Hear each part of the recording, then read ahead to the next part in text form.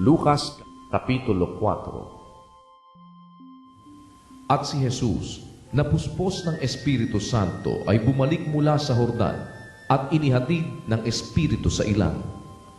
Sa loob ng 40 araw na tinutukso ng Diablo, at hindi siya kumain ng anuman ng mga araw na yaon, at nang maganap ang mga yaon ay nagutom siya. At sinabi sa kanya ng Diablo, "Kung ikaw ang anak ng Diyos, ipag-utos mo na ang batong ito ay maging tinapay." At sinagot siya ni Jesus, "Nasusulat, hindi sa tinapay lamang mabubuhay ang tao." At iniakyat pa siya niya at ipinakita sa kanya sa sandaling panahon ang lahat ng mga kaharian sa sanglibutan. At sinabi sa kanya ng Diablo, "Sa iyo'y ibibigay ko ang lahat ng kapamahalaang ito at ang kaluwalhatian nila, sapagkat ito'y naibigay na sa akin, at ibibigay ko kung kanino ko ibig. Kaya nga, kung sasamba ka sa harapan ko, ay magiging iyong lahat."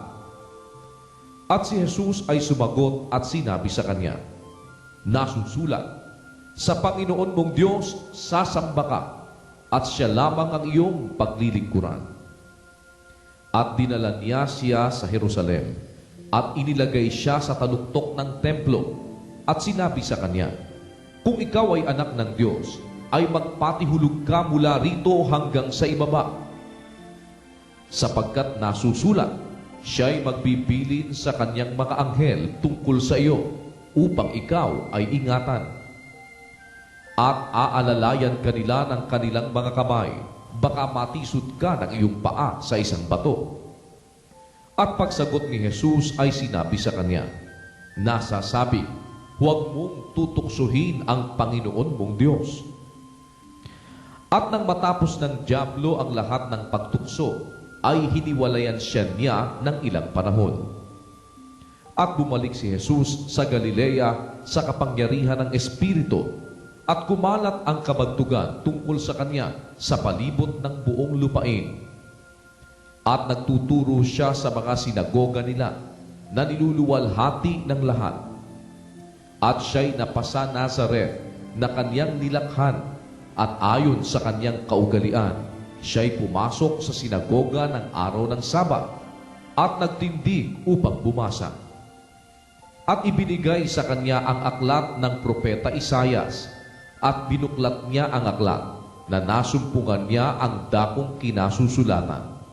"Sumasa akin ang Espiritu ng Panginoon, sapagkat ako'y pinahiran niya upang ipangaral ang mabubuting balita sa mga dukha.